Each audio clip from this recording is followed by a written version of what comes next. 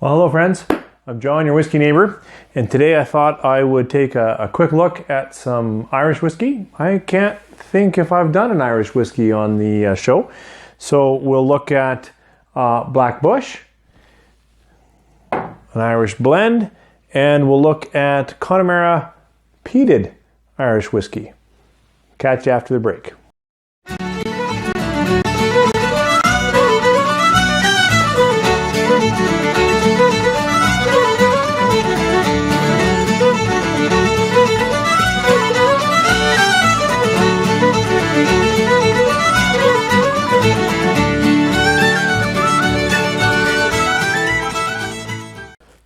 So I want to start over here with Black Bush. This is by Bushmills, and it's a blended whiskey. It's Irish, so that means, well, I shouldn't say it means, most Irish whiskey is triple distilled, which creates a distillate or a spirit that's really quite smooth. It really has a lot of any kind of oils or things that might be a little bit offensive taken out of the process. I think the challenge with Irish whiskey is in really making that very refined spirit. Some Irish whiskey has a little less flavors going on as well, so I think that's sort of a bit of a trade-off that they do. Black Bush is a blended whiskey. It contains roughly, if I can remember, like I know it has grain whiskey and some malt in it, a pot stilled malt. So if I got this right, the definitions, or at least this is how I think of it, when it's a malt, the portion of malt in here will be from barley and would be through a pot still process. So it's going to have a little more flavor in that. Whereas a grain whiskey, I couldn't find, I did search a little bit to see if I could find what grains would be in their grain whiskey, but I couldn't find what it could be. So really, I feel it means a mix of, there could be some barley in that part, but it could be anything else, any other grain, corn, anything, and that is going to be in a column process. And I feel like when they're doing a grain whiskey, the flavors are harder, they're often a little bit bitter, but you can get really high, lots of alcohol usually from that process. From what I've read about Black Bush, this one has significantly more malt in it than grain. I cannot confirm whether that's correct or not, but let's see if we notice it on the taste at all or on the smell.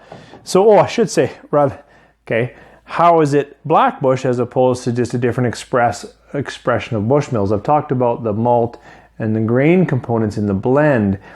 The reason why this is called Black Bush, and I don't know if it's colored, but it is a little darker than the regular Bushmills, is the malt component has been aged in Oloroso sherry casks. So that's going to give it a little bit different flavor profile than the regular Bushmills. And not surprising, when you kind of approach this and give it a bit of a nose, you know, some of the notes that you pick up, I mean, I pick up maybe light caramel on this one, which is kind of fun. A little bit of vanilla. But I can definitely pick up what I would call sherry notes, right? Some of the fruits here are I would associate with a sherry finished cask. But it's nice. It's not boozy. Quite smooth. Not really floral for me, but yeah, nice nose, well, especially for a blend. And if you look around, you can usually find Black Bush on a sale or a promotion, and we'll see if it's worth picking up. Certainly the nose, oh, that was quite fruity there. It was interesting. Give it a taste.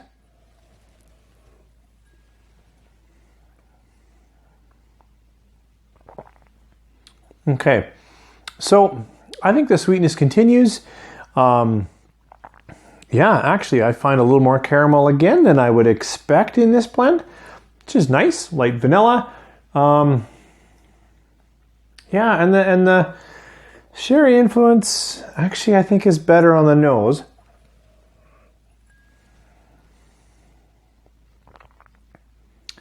Yeah, and the finish is a little bit, there's a little bit of acetone or astringency hanging around. It's either at the end of the palate or the beginning of the finish. And the finish is, well, it's short, maybe medium, but not long. So, you know, this blend is actually a favorite blend of mine. Maybe you can't tell by my reaction, but I do like it. I think it makes a really good cocktail. In fact, I find if you put this in a cocktail, the fruit notes really come out quite strong. And that's fun if that's what you're looking for in a cocktail. But having said that, I would not water this down. I would suggest, and that makes it tough for drinking it on the rocks or too, because it kind of, I shouldn't say it falls apart, but I feel this is not a strong enough whiskey to hold up to a lot of water. It tends to really polarize for me. The sugars are left. The nose is still pretty good, but I find the flavor, it just thins right out. I'm left with no mouthfeel.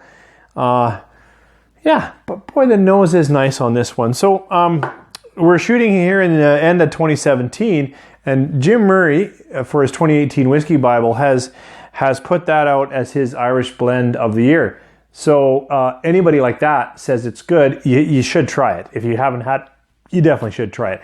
And I, as someone who has almost no history, would also say it's worth a try. I definitely prefer it to the regular Bushmills.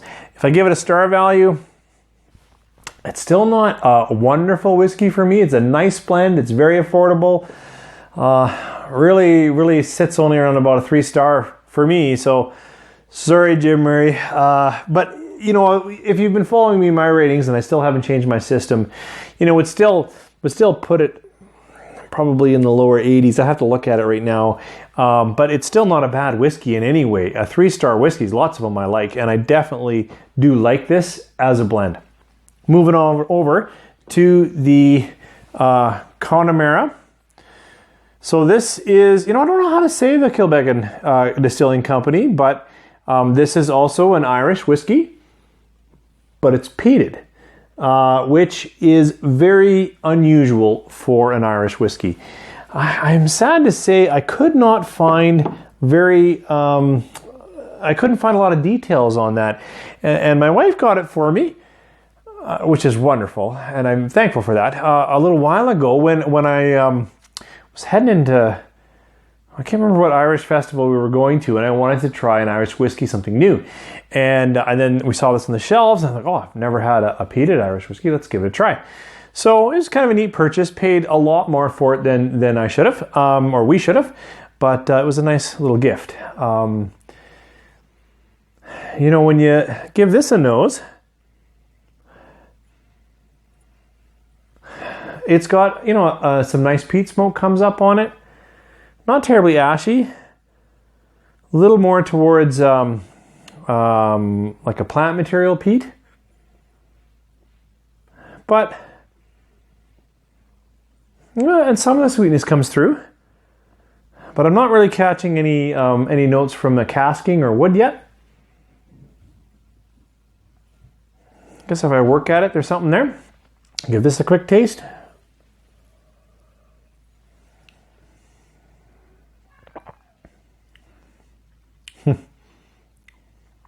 Interesting. Better give it another taste.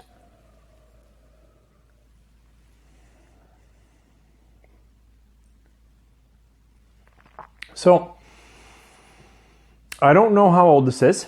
It is lighter, you know, which suggests a younger age, which is, I like it that they probably didn't color it. I really appreciate that. I actually wish all whiskey was uncolored. It would just make that color comparison just a little more meaningful. But getting back to the taste of this, it's, well, I don't really like this whiskey. The nose is not too bad. It's not very rich or robust, but this has been, it's maybe a little better because it's been in the bottle about halfway through for at least half a year. So the nose either was better than I remember, or it still maintained a character that I like. But the flavor in this whiskey, you know, it's not. So the sweetness is there, but it's way in the background. There's a spiciness on the tongue. It's 40%, so it's not coming from an alcohol burn. I'm not sure why it's picking up a little bit, but I do like that part of it, the little bit of spiciness. But the smoke moves on my palate anyways quickly from sort of an interesting, oh, which way is this going to go, you know, the peat quality of it, to something that doesn't taste very good. I should be able to put a value to it, and I'd like to. The nose is okay. Yeah, but it goes from, yeah. It starts to move across my tongue like a peated Islay Scotch, and I'm thinking, oh, this is going to be neat. Or maybe it's going to really have some of the sweet, smooth characteristics of Irish. I feel like the whiskey component, the Irish component, is probably smooth. The thing that bites on my tongue feels almost like there was something wrong in the cask, just as the smoke moves from an inviting Islay. Oh yeah, maybe something yes, bitter, but not a typical bitter. Not terribly strongly astringent, so I don't want to use that term. I often use it for a negative term toward an Islay. Instead, it's like it tastes like a Band-Aid or something. I don't know. It's like the plastic. It's something in it that I don't like. And I'm sure Connemara is a great release. I think they have a non-peated version, and it's probably a great distilling company, but I cannot recommend this. In fact, I'm probably going to give it my lowest star value so far, which would really be, it's 2 stars for me. Now, if I got it wrong, let me know. But for me, I would say avoid that one. So Connemara Peated is not, aside from having a peated Irish whiskey, maybe not the best. But you know, this Black Bush, and it was half the price or less than the other one. It's a solid blend. If you're looking for a better representation of the smooth characteristics, kind of the distilling style of Irish, I think this is a better one. And I like that they have some of the malt portion aged in sherry, because the light fruit notes and the nose, I think, is just stepped up over the regular Bushmills. So I recommend this. I think I'm only going to give it about 3.5, but I recommend you try it, and just stay away from the Connemara. I'm John, your whiskey neighbor. Thought I'd touch a little bit on Irish. I hope you're having a great weekend. Catch you next time. Like, comment, subscribe, and let me know what you think. Thanks. Bye for now.